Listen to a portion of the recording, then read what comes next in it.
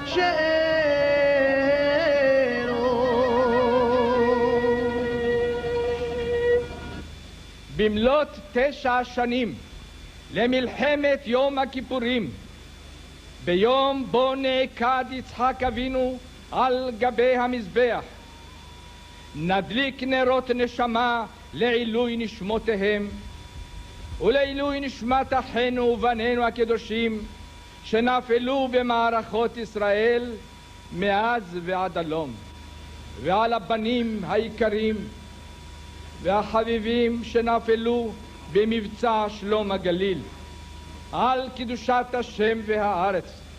תהי נשמותיהם הטהורות צרורות בצרור קדושי ישראל מדור דור. אראלים ושרפים יצאו לעומך, בשלום ללבותיך אל בית עולמך, ותשכב בשלום במקומך עד יבוא קץ, ולפני יוצרך תרצה עד יבוא קץ. טובים, נקיים ונבונים יקבילוך בסבר פנים יפות, ותשכב בשלום עם ישנים עד יבוא קץ. כל מעשיך הטובים לפניך יוחנו, וצדקותיך בידך יותנו, ובמקום מנוחה אותך ילינו עד יבוא קץ.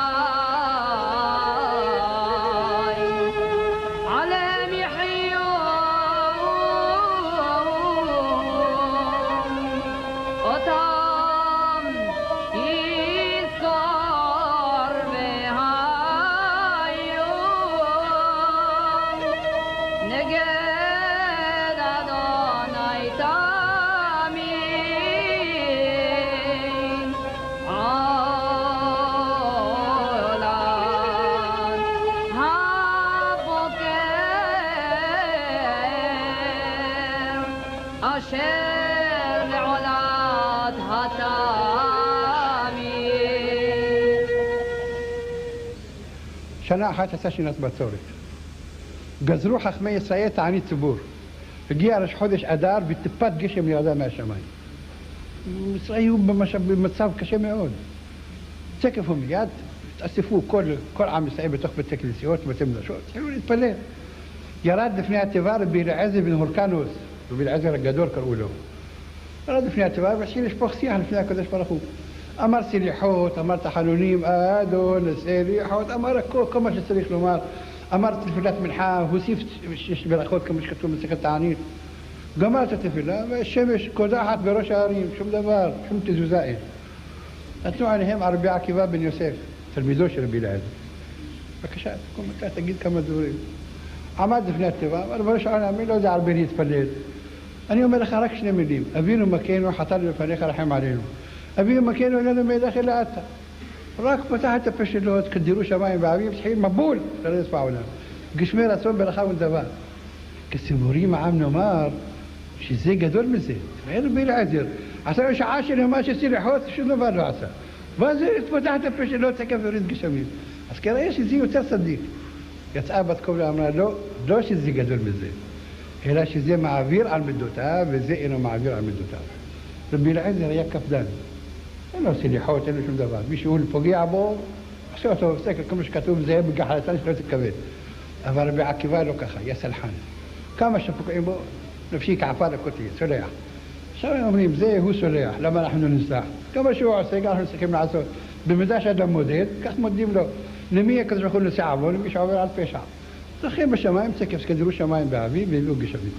כשראו רבותינו שהנוסח הזה שאמר רבי עקיבא, קיבלו אותו מיד בשמיים, היה עת רצון. הוסיפו עליו כמה דלתות, כהנה וכהנה, וזהו שאומרים אותו בעשרת ימי תשובה. זה אבינו מלכנו. ויש מנהגים חלוקים בעדות. יש עדה שכולם אומרים את זה בקורם. כולם ביחד, צועקים, אבינו מכנו, כתוב סמכים טובים. ויש, כשהחזן לבדו צועק, והעם כולם, ענו כל העם ואמרו, אמן, כולם צועקים. רק כשמגיע, כתוב בספר חיים טובים, מי לא עושה חיים טובים? כולם צועקים אמן, כתוב בספר צדיקים וחסידים, פרנסה טובה, אמן, כולם צועקים. אבל יש עוד אבינו מלכנו אחד, בכל השנה כולה אומרים אותו בלחש, לנפילת אפיים. אבינו מכנו אבינו אתה, אבינו מלך אתה, ומחנים עלינו, קבל מעשים, מעשים וצדקה וחסד. זה בלחש. כל דממה דקה. שניהם אבינו מכנו, למה עושים אפליה בין אחד לשני? למה אחד עושים אותו בקול רם, ואחד עושים אותו בלחש? מה, אחד אשכנזי ואחד ספרדי, חס ושלום? לא. אבינו מכנו השתבח שמו אחד ויחיד. למה עושים אחד בקול רם ואחד בלחש? אומר רבי יעקב בן דובנא, אומר, דרך משל. סוחר, שמוכר בדים של חליפות, של שמלות, ניגש אצל סוחר סיטונאי, לקנות ממנו 100 מטרים. ניגש אצל הפקיד, אומר לו, אדוני, אני רוצה משי, אבל משי משובח, משי טבעי, לא מלאכותי. טוב, מגיש לו, לא אדוני, זה צבע דהוי, תן לי צבע מרהיב עין, ססגוני, שאנשים קפצו עליו זבינה. טוב, מביא לו צבע טוב, אומר לו, כמה אתה רוצה? אומר לו, אני רוצה 200 מטר. טוב, מודד, אורז לו את זה, עושה חבילה, שם את זה לפניו. אני רוצה בת קטיפה משובח, תוצרת איטלקית, לא תוצרת הארץ, שהיא יותר משובח. עד שמביא בוחר את הצבע, כמה אתה רוצה? 100 מטר, אורז שם את זה לפניו. אחר כך רוצה בד אנגלי משובח, בת צמר אנגלי, מביא לו. כל הפיקוד, זה כמו שהוא עושה פיקודות, כמו נגיד הוא צווה, כמו מפקד. אני רוצה ורוצה משובח ורוצה. אדוני, תיגש לשלם. ניגש לקופאי, מי יושב שם? הסוחר בעצמו. מנמיך כבר את הטון. אדוני, תסלח לי מאוד, אתמול רק קראו אותי למס הכנסה, פשטו את עורי מעליי, גרוש על נשמה לא נשאר לי, תעשה טובה, בחסדך, תרשום את זה בפנקס שלך, בהזדמנות ראשונה אני אשלם לך, מה כפה? כשביקש את הסחורה, ביקש אותי בטונים גבוהים, כשבא לשלם, כבר מנמיך כבר את הטון. ככה אנחנו עושים. אבינו מכנו, כתוב בספר חיים טובים, אבינו מכנו כתוב פרנסה וכלכלה טובה, טוב אדוני, צריך לשלם. אבינו מכנו חנין ועלינו, כי באנו מעשים, עשה עמנו צדקה וחסד, מה שלך גדול בושיענו, כבר ממליכים כבר את הטון. כי אין לנו לשלם. אבל לכל הפחות, אם האדם לא יכול לשלם את הכל, משלם זה בקדימה. זה הכי זה בקדימה. מה להכי זה בקדימה? מצוות ומעשים טובים, כמו שכתוב תורה ותשובה, מעשים טובים כתבי ספני הפורענות. הם מגינים על האדם, הגונן מגנה והצולה מטרה. רבותיי, בואו אחי, בואו רעי כולנו, נחזור בתשובה שלמה, נתקן את מעשינו, נשפר את מעשינו, נשתדל בכל כוחנו להרבות תורה, להרבות מצוות, להרבות מעשים טובים. בזכות זה הקדוש ברוך הוא יכתוב אותנו יחד עם כל בית ישראל ויחתום אותנו בספר החיים והשלום. תזכו לשנים רבות, נעמות וטובות. תחל שנה וברכותיה. ואתם שלום וביתכם שלום, וכל אשר לכם שלום ושלום.